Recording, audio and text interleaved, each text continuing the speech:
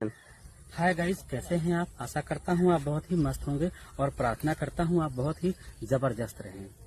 मेरे हाथों में देख रहे होंगे ये हरे हरे पत्ते और मैं नेचुरल लोकेशन पे आया हूं। तो जाहिर सी बात है आज के ब्लॉग में बात होगी कुछ हम खेती किसानी से। खेती किसानी में एक चीज आता है फार्मिंग, और आज मैं बात करूंगा मशरूम फार्मिंग के बारे में। डिंगरी मशरूम का नाम आपने सुना होगा। डिंगरी मशरूम ऐसे तो कई कलर में आते हैं, जैसे पिंक हो गया और येलो हो गया, व्हाइट हो गया और ब्राउन हो गया। मैं ब्राउन कलर का डिंगरी मशरूम लगाने जा रहा हूं। इसकी प्रक्रिया शुरू होने जा रही है और मेरे घर परिवार के लोग काफी दिन से कह रहे हैं कि आप आजकल बहुत व्यस्त हो गए हैं, ध्यान नहीं दे रहे हैं। तो फाइनली कल मैं सीड मंगा लिया हूँ, सीड आ गया है। सीड का प्रोपेग्रेशन कैसे करी जाएगी, पहले हम क्या करेंगे, हम पहले भूसे को भिगाएंगे। भूसा भीगने के बाद जब भूसे में नमी आ जाएगी तो उसे हम ड्राई करने के लिए किसी भी लेयरिंग करेंगे। जब वो थोड़ा ड्राई हो जाएगा तो उस पर हम स्पोन को मिलाएंगे। डिंगरी मशरूम का जो स्पोन होता है उसको हम भूसे में अप्लाई करेंगे। लेकिन उसके पहले जो भूसा हमें भिगाना है उसमें पहले से कुछ फंगस होते हैं, बैक्टीरिया होते हैं, जिनको साफ करने के लिए कुछ मात्रा में केमिकल का प्रयोग करना होगा। तो वो प्रयोग करने के बाद भूसे को हम रात भर भिगाएंगे और भिगाने के बाद कल भूसे में स्पून को कैसे मिलाया जाएगा इसको मैं आपको आगे दिखाऊंगा। तो आप से ब्लॉग में बने रहेंगे, आगे की प्रक्रिया जारी है। समय आ गया है तो शुरुआती समय में लगा दिया जाए। मैं काफी व्यस्त रहा इस बीच में, मीटअप को लेकर के समय नहीं दे पा रहा था। तो प्रक्रिया शुरू हो गई है। डिंगरी मशरूम लगाने की जो प्रक्रिया है, ये सीड है। सीड आप देख लीजिए, इसी प्रकार से डिंगरी मशरूम का सीड होता है इस पैकेट में, और इसके अंदर होते हैं गेहूं के दाने। इन दानों के ऊपर ये जो सफेद सफेद आपको दिख रहा है, ये सफेद सफेद इसके माइसेलियम है। स्पोन का जो मतलब डिंगरी मशरूम का जो स्पोन होता है, इसके ऊपर यही स्पोन चले हुए हैं। गेहूं के दाने के ऊपर एक लेयरिंग हो गई है। तो ये सामने आप देखिए भूसा है, भिगाया गया था। भूसा को हम यहीं भिगाए थे। तो जो होल दिख रहा है, होल को हमने बंद कर दिया था और यहाँ इस टोकरी से हमने पानी डाला था और भूसे को यहाँ भिगा दिया था। काफी मात्रा में भूसा भिगाया गया था। अब कुछ भूसे हमने बाहर डाले हैं ड्राई करने के लिए कि सूख जाए, थोड़ा सा नमी जो ज्यादा है वो हट जाए। तो अभी वो थोड़े से ड्राई हो गए हैं। अब प्रक्रिया शुरू होगी स्पोन को उसमें मिलाने की। अब आपको हम दिखाते हैं कि अंदर स्पोन दिखता कैसे है। ये इसका पैकेट रहा, इसके ऊपर एक रबर बैंड लगाया गया है। तो इसको हम हटा देंगे और इसके बाद ये देखिए कवर किया गया था कि ताकि ये फंगस का पौधा है, तो ये फंगस से होता है, दूसरे फंगस से खराब हो जाता है। और इसमें कॉटन डालते हैं ताकि थोड़ा सा हवा का एरिगेशन भी रहे, लेकिन बहुत ज्यादा ना रहे। और इस प्रकार से ये स्पोन आता है, देखिए प्लास्टिक का रिंग लगा होता है, इसको ऐसे करके निकाल देंगे। और ये 2 लेयर में इसका पैकेट है। अब चूंकि ये माइसेलियम चूंकि रन कर गया है इसके ऊपर, तो ये एक प्रकार से सम्मिलित हो गया। इसको हल्के हाथों से प्रेस करेंगे ऐसे कि ये थोड़ा सा टूट जाए। जो एक जैसा हो गया है थोड़ा सा टूट जाए।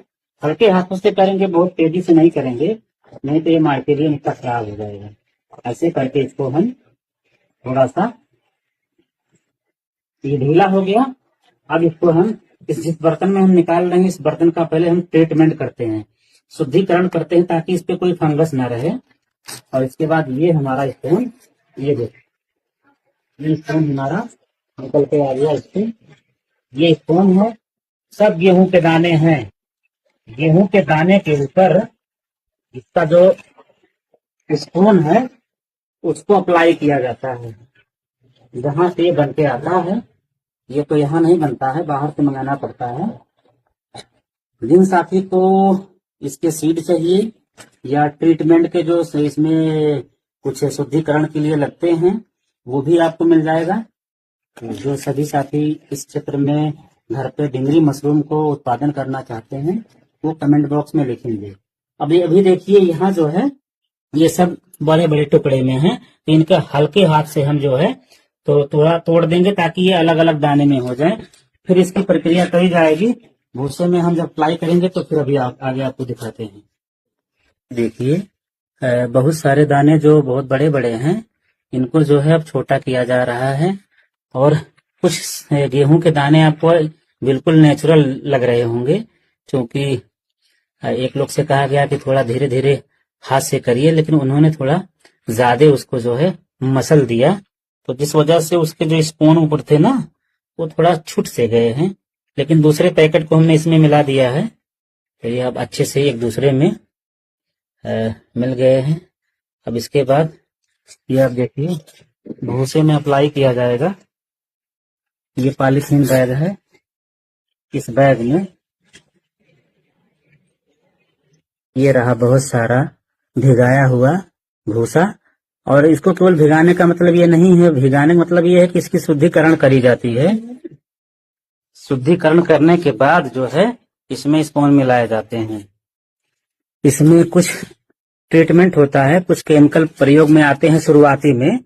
बस शुरुआती में केमिकल का प्रयोग होता है केवल इसका मान के चलिए कि इसमें जो पहले से कोई बैक्टीरिया है या कोई फंगस है वो दूर हो जाए। ये बिल्कुल तैयार हो गया है स्पून में मिलाने के लिए। ये देखिए अब इस जो ये थैली है, इस थैली में पहले भूसे की लेयर लगाई गई है, कम से कम ये मान के चलें आप 2 इंच की मोटाई की एक लेयर लगाई गई। थोड़ा सा स्पून डाला गया, इसके ऊपर फिर भीगा हुआ भूसा अप्लाई किया जा रहा है। एक पॉलीथीन में इधर हो रहा है। देखिए पहले उसमें क्या होगा कि थोड़ा भूसा ऐसे एक लेयर लगाएंगे और हल्के हाथों से फिर उस भूसे को प्रेस करेंगे, हल्के हाथों से उसको दबाएंगे। दबाइए उसको, थोड़ा थोड़ा दबाइए हल्के हाथ से, हाँ ऐसे दबाइए, थोड़ा सा वो प्रेस जैसा हो जाए। ये देखिए अब जो है उसके ऊपर जो है सीड अप्लाई किया जाएगा, कि इस पे जो है अप्लाई किया जा रहा है। अब एक लेयर लग गया था, अब दूसरे लेयर पे ये इतना स्पून डाला गया है। अब फिर इसके ऊपर भूसा जाएगा, फिर 2 इंच की मोटाई की भूसे की लेयरिंग फिर से लगाई जाएगी। ये देखिए इसके ऊपर फिर से भूसे का लेयर आ गया, और ये फिर 2 इंच की मोटाई में। और पॉलीथीन को सही दिशा में पकड़े रहेंगे, नहीं तो यहाँ क्या रहता है ना, नीचे वो थोड़ा सा सही ढंग से प्रेस नहीं होता है। तो इस प्रकार से सीड भी मिलाते गए और फिर से प्रेस कर दिए तो अच्छे से वो सेट हो जाता है। इस प्रकार से 2-3 लेयर लगाते चले जाएंगे तो पॉलीथीन भर जाएगा, तो ऊपर से हम रबर बैंड लगा देंगे। ये देखिए फिर से जा रहा है, ये सीड जा रहा है डिंगरी मशरूम का। ये फिर से सीड गया इसके ऊपर, और फिर इसके ऊपर भूसे की लेयरिंग लगाई जाएगी। ये देखिए फिर से जो भूसा है इसके ऊपर डाला जाएगा। ये देखिए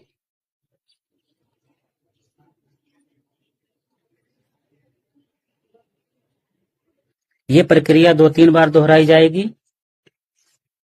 जब इसका बैग भर जाएगा तो फिर रबर बैंड लगा के हम छोड़ देंगे इसे। देखिए इतना भूसा बाहर यहाँ डाला गया है।